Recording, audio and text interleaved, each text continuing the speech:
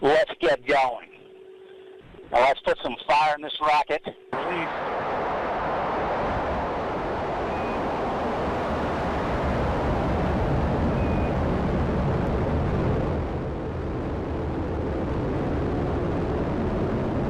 NASA is preparing for the return of astronauts Sunita Williams and Butch Wilmore, who have spent nearly 300 days in space, far beyond their planned 8-day mission.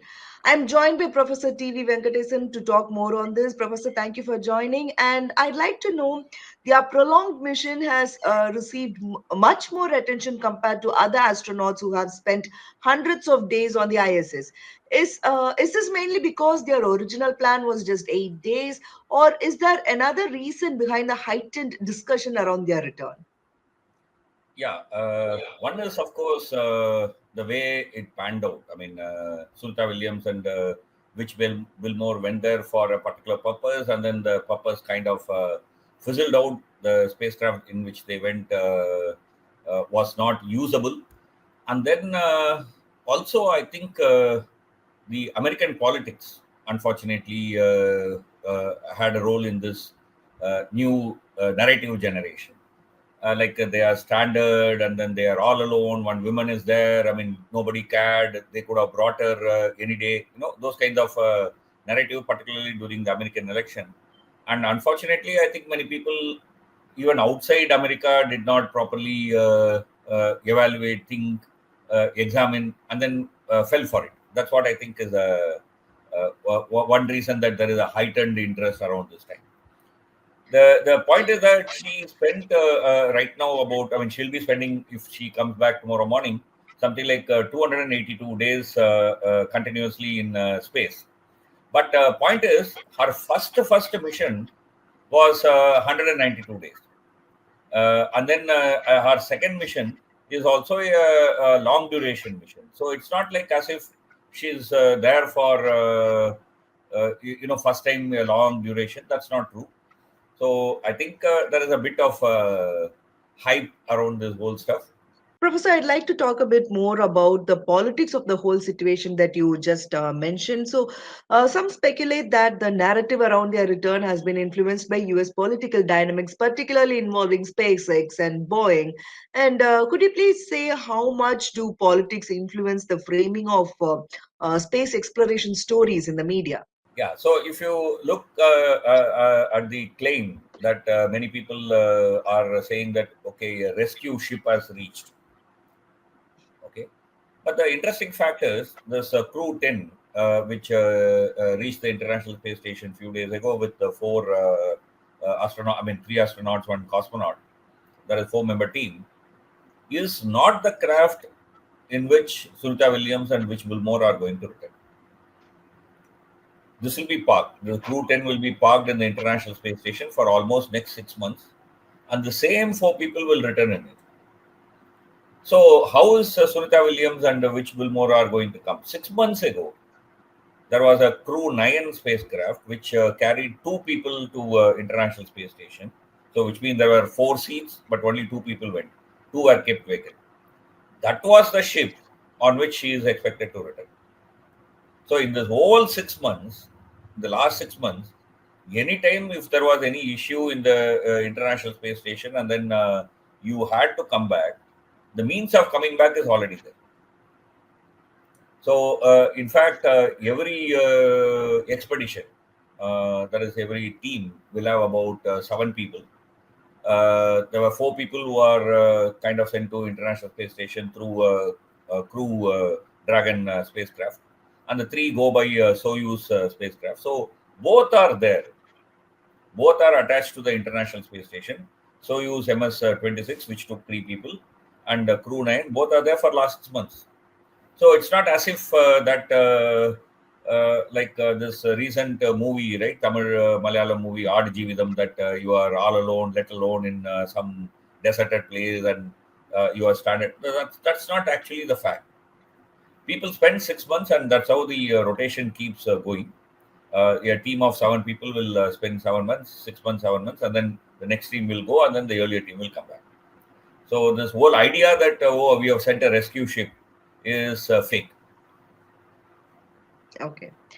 The thruster issues with Boeing Starliner is the reason for the delay of their return. So, what does this say about the reliability of current spaceflight technology, and could this impact future missions, including those planned for Mars or deep space? Yeah. So actually, the US was using space shuttle. If you recall, from 1980 to 2011, they were using space shuttle. Initially, the space shuttle was used not for transporting human being, but transporting goods. But then later, human beings. Then they found that space shuttle technology is not that reliable. I mean, the chances of failure are much higher. After a few disasters, this was realized, and then the space shuttle was retired. No new space shuttle was made. No revised division, I mean, design of space shuttle was ever made. So then from 2011, US was in a fix. You have the International Space Station, and you have to send your astronauts to the International Space Station. Then how do you go? How do you come back? How do you transport? What will transport you? So they went into agreement with Russia, and then they also used the Soyuz. So earlier days, more than one Soyuz used to fly to International Space Station, carrying both the Russian cosmonauts and the American astronauts and Europe, Japan astronauts. Then when Trump was a president earlier time, that's when the Ukraine happened, and then you still had to rely on Russia. So they decided that we'll give contract to SpaceX and Boeing for developing alternative transport vehicles, human transport vehicle, and that's how both SpaceX and Boeing started building their crafts. Unfortunately, the Boeing did not succeed. I mean, there was quite a big delay, and then finally, when they had a vehicle which they thought was human worthy, and then spent to space, that's when all this helium leak happened, and then it malfunctioned. So it's a big question mark over Starliner. Would people rely on it in the near future? Is a big question. So ultimately, now US is left only with Elon Musk SpaceX. So Trump, because Elon Musk and Trump were kind of aligned, Trump used this as a trump card. Like I would have told my friend to send a craft.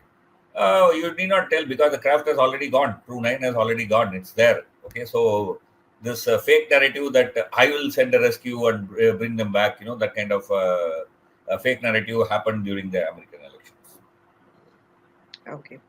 Last question. Adjusting to Earth's gravity after such a long space flight could be challenging. So, what specific difficulties do returning astronauts face, and how long does it typically take for them to fully recover?